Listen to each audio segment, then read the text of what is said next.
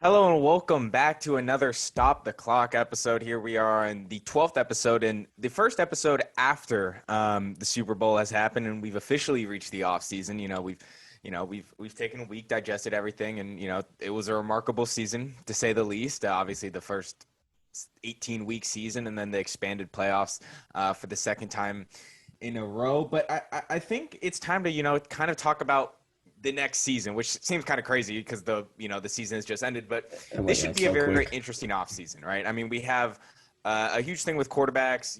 We got a lot of teams that are in interesting situations. But Sam, where do you want to start with this offseason? I think, I know you had your Super Bowl recap. I'm gonna talk about it just a little bit, but I think if there's a word that can describe, I guess, the last month and how I think the offseason is gonna go, I'm gonna say refreshing. Mm. I think this last postseason was very refreshing. We had some new teams in it, and we saw some teams that have been dominating over the past couple of years not make it. Like the Rams and the Bengals in the Super Bowl was such a refreshing thing to see. Yeah. I didn't feel like I needed to root for anyone, or I would have been sad if anyone lost. I picked the Rams. You were a fool. Sorry. And just to quick touch on that, I think a moment I want to talk about in the Super Bowl is I think the turning point, because the Bengals came out firing. Like T. Higgins, big bomb, should have been a face mask, whatever. Then they get the pick. Cheeto got a pick. And then it was on that drive after the interception, and it was this one play where Burrow rolled out and Aaron Donald, like, it was a legal play, but he shoved him out of bounds pretty forcefully. It started a scuffle. And I think it was Chris Collinsworth who said, "Oh, you do not want to poke the sleeping bear," in Aaron Donald, and the Rams proceeded to have 6 sacks and go on to destroy that offensive line. I think that was the big turning point for the Rams in that game. And I think personally, Aaron Donald should have won MVP, but it's all good. All right, so yes, back to the offseason. Refreshing. I mean, Jude seems to think it's refreshing. He got that fresh cut, looking good. Yes, sir. Um, but I want to talk about some quarterbacks, definitely. There's a lot of them that are seemingly going to be on the move, but let's also talk about some intriguing teams. Some teams going into the offseason that I'm definitely going to be paying close attention to.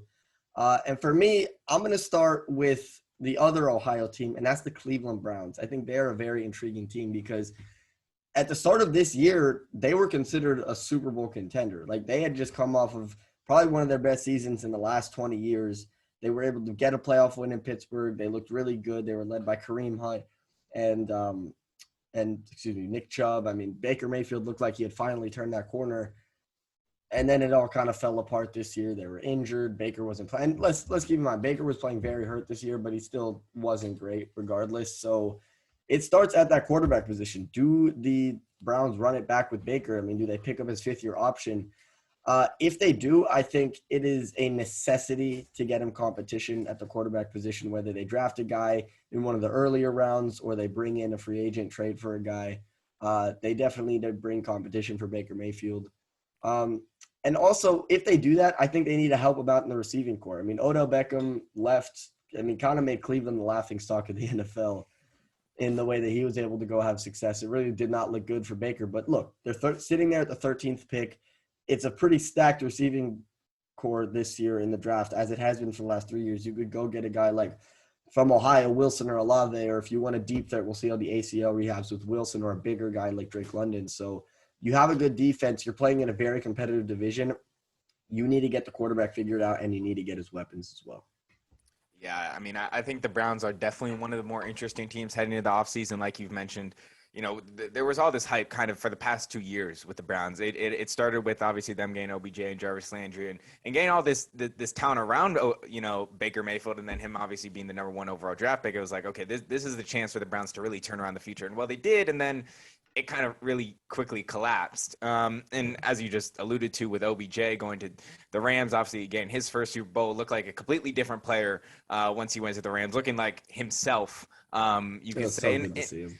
And I think if you're the Browns, obviously, I would move on from Baker. I know you could pick up the fifth-year option and, maybe give him another shot, but when is it enough chances for him, right? And I know he's playing through injury, but there's just some things that this season I looked at Baker and I was like, yeah, part of it is him being injured, and then part of it is just his decision-making and just not looking like a true number one quarterback in the position. I just feel like if you're the Browns, do you want to be stuck in this situation again next year where you're like, okay, we were just talking about this offseason of like, okay, let's give Baker another chance. Let's give him another opportunity. And then he comes out with another below average season where he really underperforms and with talent around him. I mean, I don't even think you mentioned that they got Nick Chubb and Kareem Hunt, one of the better running back tandems in the league. And a great offensive line too. Yeah, and I mean, you have Kevin Stefanski, who, he's been a good coach for the most part.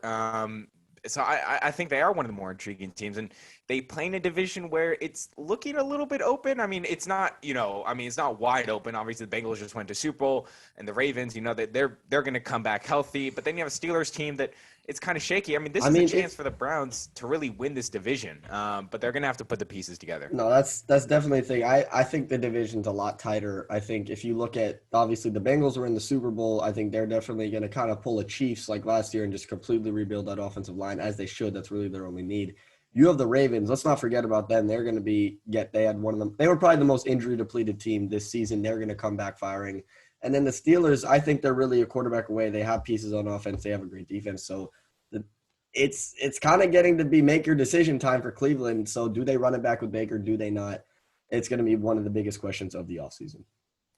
Yeah, and I want to stay in the AFC North because I think we just touched on the Baltimore Ravens, right? This team was completely depleted last year. I mean, it was crazy how many injuries they had, and honestly, the span of like 3 days of their offseason when J.K. Dobbins went down, I think Justice Hill went down, and then a few days. Gus Edwards too. Gus Edwards went down. It was like, I mean, is something happening in Baltimore? But I think Baltimore is an also interesting team. I mean, you have an MVP quarterback in Lamar Jackson, and we know what he's capable of. And this is a big year for Lamar, right? I mean, he's been an MVP, and so he's going to get a contract. But it's like, how much is he going to get, right? Because he's this terrific player, but I feel they could add a piece, and a big guy is Allen Robinson. I think Allen Robinson would complete, or maybe even a Chris Godwin. I'm not even just either one of those guys. Any one of those elite receivers add in, and you could say, okay, well, Allen Robinson's been down. It's like, well, yeah, Matt Nagy's been his head coach. He's dealt with average quarterback play, if you want to say that nicely. But I mean, getting a guy like Allen Robinson or Chris Godwin could, I mean, really take up this offense, right? They're already known for a running team, but adding that threat in the receiving room, I think this could take a Ravens team from contenders to true Super Bowl threats, especially if they add a guy like Robinson or Godwin. Yeah, I mean, absolutely. I mean, you get one of those big, like, true number one receivers, pair it with Rashad Bateman, who he started off the year injured, but then picked it up at the end of the year. Definitely can flourish into a big player. And then Hollywood Brown, excuse me. What am I saying? Wrong speaker. Hollywood Brown to take the top off the defense. I mean, and then pair that with Lamar Jackson's legs and J.K. Dobbins getting back. I mean, this is a very, very good team. I mean, a lot of people. Good offensive line, too. Yeah, because I think a lot of the attention in the division now is going to shift to Cincinnati, as it should. They're in the Super Bowl. Joe Burrow's a superstar. Let's not forget about those Ravens, who are also going to get healthy defensively. I mean, that's definitely an intriguing team there. Yeah. Did you have another team that? I had two others, but I'm going to go down south and talk about the Tampa Bay Buccaneers, because they have to deal with the departure of Tom Brady. I mean, whether he stays in retirement or not is yet to see. But again, you'll see a theme here with Cleveland. Like, do they stay? Like, what do they do at quarterback? Do they stay with Kyle Trask? I certainly hope not, because I thought he was one of the most overrated prospects last year. I think they likely go via trade or free agency, pick up a veteran. And it's dicey, especially when you're trying to juggle all these free agents that they have. I mean, as we mentioned, Chris Godwin, Leonard Fournette that's another big name. What's up? Yeah, Ryan Jensen. You have a lot of key free agents. I mean, we didn't really experience this last year with Tampa Bay, because they did something that no one's ever done, and that's literally retain all 22 starters from their Super Bowl team. And also, let's not forget, Gronk he's gone. He's not coming back, especially with Brady gone. I mean, look, they still have a very good core. I like them defensively. They have a lot of pieces. Mike Evans isn't going anywhere. But it's just, how are they going to approach this quarterback situation? Because if you look at their division, it's different from the AFC North, because it's kind of wide open. I mean, you got the Panthers, who haven't really done much. Maybe got a young defense. You got the Saints. You got the Falcons, who have always kind of struggled. So it's up for the taking. And I think if they get a game manager, someone who can just use those pieces, I don't think they keep Godwin. They could still go in a draft direction, the receiving core. And the receiving class is very deep, as I mentioned, and I think they should re-sign Leonard Fournette or at least Ronald Jones, just one of those two guys that can hold it down. But, I mean, dealing with Tom Brady is definitely – the departure of Tom Brady is definitely tough. New England was able to turn it around in 1 year. However, we'll see what they end up doing. I mean, it's wide open. I feel like it's an occurring theme we're going to see throughout this offseason of, there's a bunch of teams that are great, but then they're one quarterback away, right? And so I think so I think that's kind of a reoccurring theme we're going to see. And this is a perfect team right here. I mean, you have a great roster. Obviously, you're probably going to lose some guys, notably Godwin and Jensen. Maybe Fournette leaves. I think this team is still, I mean, like you said, ready to compete. I think you add a veteran quarterback. You can't trust Kyle Trask at all. I mean, for a guy who has really not played an NFL snap, looked pretty bad at his end of his collegiate career, it's hard to really trust a guy like that. I mean, the big name you say, and we'll talk about it later, is Watson. I mean, depending on what happens is if you can get a guy like Deshaun Watson, I mean, you completely change your team from, oh, wow, we just lost Brady to, man, we're already back in that Super Bowl talk. Yeah, exactly. Especially when it's like, when you got a guy like Brady who's leaving, you're like, all right, let's get out of here. This is a sinking ship, literally. Exactly. Kicks the Buccaneers. But when you get a guy like Tom Brady or a big name player like a Rodgers or a Deshaun Watson, that then becomes a big hot destination. So maybe you look at Fournette and he's like, oh, well, we have Deshaun Watson now. We have a very competitive roster. Maybe I want to stay. So I think definitely the big name quarterbacks will be sort of swung in there, especially with Deshaun Watson. I really like that because there's been reports mentioning where it could be the Buccaneers or the Vikings. The Vikings have already come out and stated that they're going to stick with their guy in Kirk Cousins. So Tampa Bay could definitely be an option for Deshaun. Yeah, I think it's going to be an interesting season, especially with all these teams. But why don't we get to more of just the quarterback talk? Or you have one more team? I do have one more team, actually. And speaking of Kirk Cousins, it is the Minnesota Vikings. I think when you look at the Vikings top to bottom, they probably have one of the most talented rosters in the NFL. You got guys on offense, Justin Jefferson, Adam Thielen, Dalvin Cook, electrifying players. Defensively, they're still good with Harrison Smith and Danielle Hunter.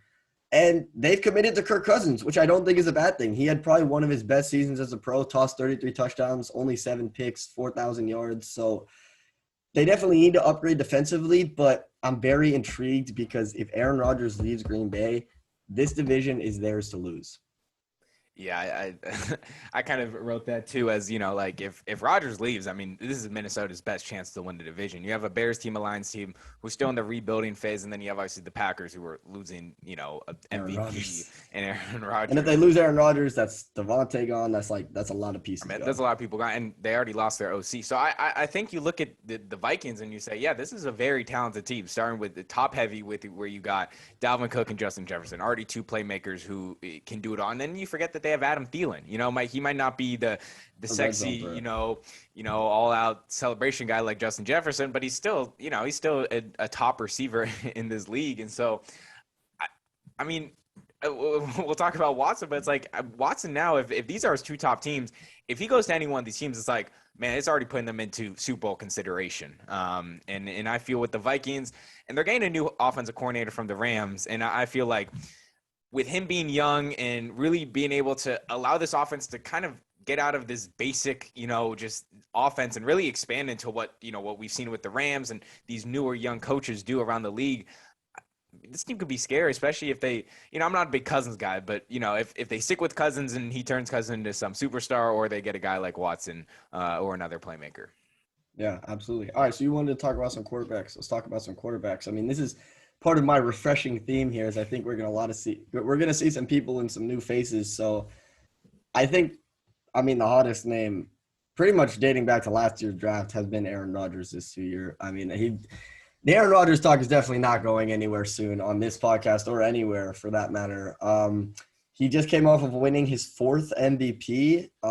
And there's two teams that are kind of going to go all in here. And that's his current team, the Green Bay Packers, and then, of course, the Denver Broncos. I mean, the Packers just brought back Tom Clements to be their quarterbacks coach out of retirement. I mean, Aaron Rodgers loves him. He was part of his early development there in Green Bay.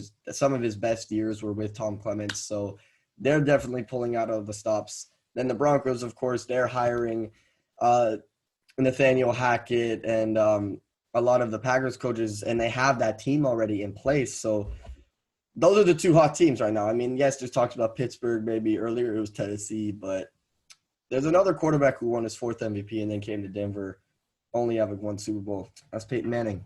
Do they do it again with Rodgers? I think so. Y'all have known my prediction. I think he is coming to Denver, especially with Green Bay's cap situation.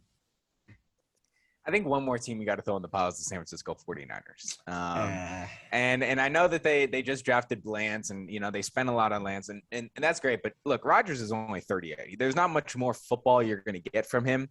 And I mean that in the way of, like, he's going to give you 3-4 another great years, but he's not going to play another, 10 years, right? He's not like your whole, franchise next decade.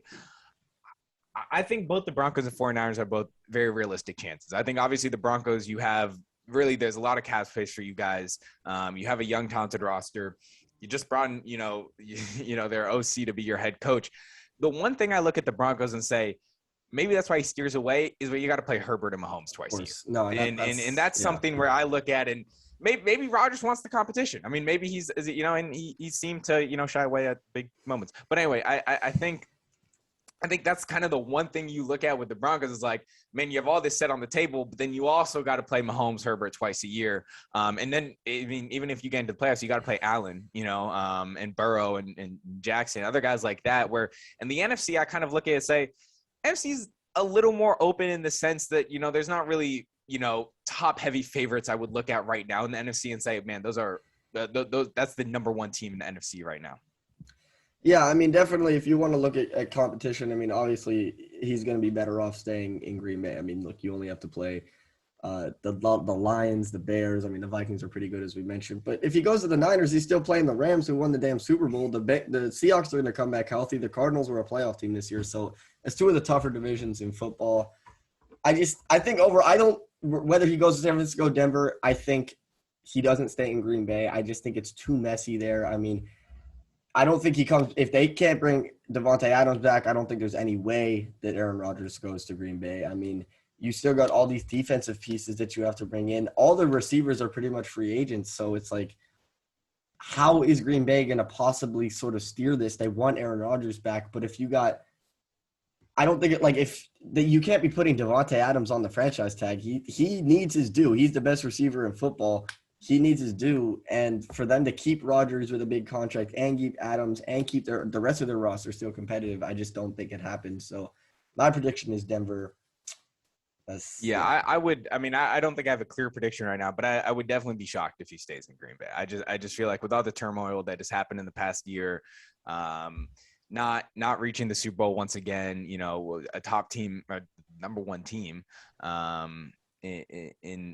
in the NFC, I just feel like it's hard for me to believe that he wants to come back. And then also, the front office kind of wants a new start.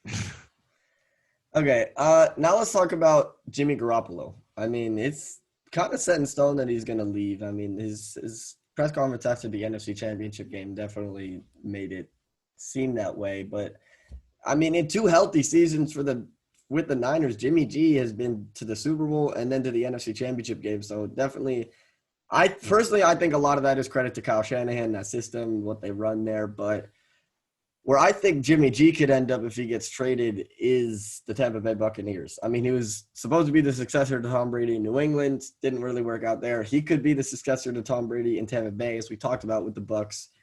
They're a very good roster. Jimmy G gives them stability at that quarterback position. So that's why I like him in Tampa Bay. Yeah, I think Jimmy G is also very interesting. And I think to your Tampa Bay point is, look, Brady is fantastic and there's no denying, but Brady doesn't have to do a lot, right? He's not this guy who's going to go run out of the pocket, throw 50-yard bombs. And that's the same with Garoppolo. So if you bring a guy in like Garoppolo to Tampa, you're not really having to change much. Exactly. Whereas other teams, when you bring in a quarterback, it's like, man, you really got to change the offense around them because they can do a lot more than the previous quarterback, or they can do a lot less than previous quarterback. So I think, like you mentioned, I think that's, a nice spot that Jimmy Garoppolo could go to. I mean, I can't really think of other places really right now. I mean, maybe Washington, maybe another team in the East with the Giants, if they really don't believe they aren't going to like that. Believe in Jones. Yeah. But I think Garoppolo is very interesting. it's tough to say if he's going to be starting next year as a QB1. Oh, I think he will. I mean, he was in the NFC Championship game this year. I don't He know. didn't At play least too as well a in the bridge playoffs. guy. I mean, that's the one thing. You can look at it and say, yeah, he made it to the NFC Championship, but alone, did he play well enough to prove that he was in the NFC Championship? I just don't think so. And so I feel like if, maybe Garoppolo could be, you look at it like, oh, I didn't get my first guy, let me take Garoppolo. I don't think it's really, man, I'm looking at Garoppolo as my number one option. No, and I think that's the case for a lot of teams. I mean, maybe you got like a team like the Colts who might want to go with Garoppolo. I think that could be a perfect team for him just because of what they like to do, very similar to San Francisco. They like to run the ball. I'm going to just talk about two guys who I think are actually going to stay in their respective spots, and that's Russell Wilson. I mean, I think he's going to stay in Seattle. He's talked about him exploring other options, but ultimately he wants to remain in Seattle. I don't see him really going anywhere. And then I think the more intriguing one is Jameis Winston, because there's still a lot of talks that Jameis could leave. I mean, he was actually playing some pretty good football. And in my opinion, I think the Saints actually make the playoffs over the Eagles if Jameis Winston doesn't hurt his knee. So I think he actually stays in New Orleans. He's showed a ton of promise. He's a 5,000-yard passer. And I think the interceptions they definitely fixed themselves a bit last year. Of course, we didn't get to see it fully, but I like the Saints keeping Jameis Winston. Yeah, I think first with Russell Wilson, I think, I mentioned how I think wherever Wilson's going to go, or if he decides to if he gets traded, whatever team's going to get him is going to have to give up a huge package. And I think that's something you look at. We looked at this a few years before with Watson, before everything happened with Watson. It was like, if I'm getting Watson, I got to give up a lot to get Watson. And I think that's the case here with Russell Wilson. I think the one team to keep an eye on is the Commanders, which is really weird to say, but the Washington Commanders is one team I look at and say, that is one team where they could go out and get a guy like, Russell Wilson. I think it would really help the team. I mean, they already have weapons in McLaurin. You have Antonio Gibson, a strong runner. You have even a really good tight end in Logan Thomas, who doesn't get a lot of appreciation. And then you have a defense who's young. Obviously, they didn't really, do what we thought they were going to do this year, but there's still lots of potential. Now, would a trade have to include a guy like Chase Young? Probably. I mean, you might have to give away a guy like Chase Young, and are you willing to do that at the expense of, getting, a Super Bowl champ in Russell Wilson? I think that's something you really have to think about. But, Russell Wilson could attract a lot, and, if I'm Washington, it definitely helps the PR. Yeah, definitely. And let's go back to another PR situation. That is Deshaun Watson. I kind of want to give my prediction. I mean, we had some breaking news this morning that the Pittsburgh Steelers hired Brian Flores to be their defensive assistant and linebackers coach. There's a lot of talks. Deshaun Watson and Brian Flores are very much in contact. Wherever Brian Flores ends up might be a place Deshaun Watson goes. And I think Deshaun Watson could be a Pittsburgh Steeler at the end of this if his legal situation gets resolved. I mean, I mentioned before, they have a very good defense. They have weapons like Deontay Johnson, Chase Claypool, Najee Harris was a beast as a rookie. This has got to be a place, I think, in Pittsburgh. You have Mike Tomlin, who's one of the best head coaches in the National Football League, and a roster that's ready to win now. I think it's a match made in heaven. I mean, there's a lot of talks that it could be Aaron Rodgers, but I don't know. Pittsburgh has got to be very intriguing, at least definitely more so, in my opinion, than Tampa Bay. Yeah, I just feel like, whatever happens, and obviously I think Pittsburgh's a possibility. We talked about Tampa. We talked about the Vikings. I think those are all three teams that are a big possibility. I definitely put Tampa and, the Steelers more at top of the list than the Vikings because, like you mentioned, that it seems like they're going to stick with Cousins for at least 2022. Yeah.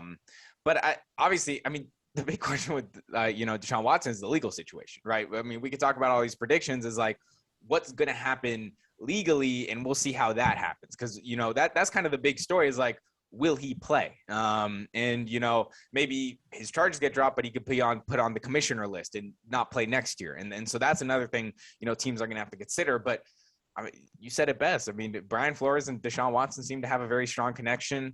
Mike Tomlin, he's one of the great NFL coaches still coaching right now. And they have a pretty, talented roster. I mean, they even got a rookie tight end who was phenomenal this year. Absolutely. Yeah, exactly. Yeah. And with the defense good, I think wherever Deshaun Watson goes, after everything's cleared up, that team, I look at it and say, man, that's a scary team. You do not want to play that team because Deshaun Watson, I mean, he has crazy amount of potential, and he hasn't even showed everything I don't think he's capable of yet. And so that's why I think getting a guy like Deshaun Watson would be a game changer for anyone. I mean, he's part of something I like to call the AFC 6, and that's the superstars that they have at quarterback. Herbert, Mahomes, Burrow, Jackson, Allen, and Deshaun Watson. I mean, those guys are game changers for a franchise. And for one of them to be available to go to another team, that's just something you can't ignore, especially for the Pittsburgh Steelers. I want to wrap it up with one more quarterback, and that's Teddy Bridgewater. He's a free agent, definitely not going to stay with Denver. So my prediction for him, he's going to go somewhere where I think failed Broncos quarterbacks have gone to die. You saw it with Brock Osweiler, saw it with Case Keenum. That's the Cleveland Browns. We mentioned it. I know Browns fans are not going to want to hear it, but if you want to bring some competition for the Browns or for Baker Mayfield, if that's the direction you choose to go, I think Teddy Bridgewater is a good guy to do that. Or if you go with a different direction, maybe you go with someone in the draft and you let Baker walk. Teddy Bridgewater is a good bridge person to have for the Browns. So I actually like that matchup a lot. Yeah, I think wherever Teddy goes, it's more of a bridge type of quarterback. He's, you know, obviously he's past his days of being a starter. You know, it's remarkable that he's even still playing after the injury that he suffered. But I think the Browns and like we talked about, you know, competition for Baker. And we started that we started this podcast with talking about the Browns, and we'll finish with talking about the Browns because I think, you know, the Browns are obviously in a very interesting position.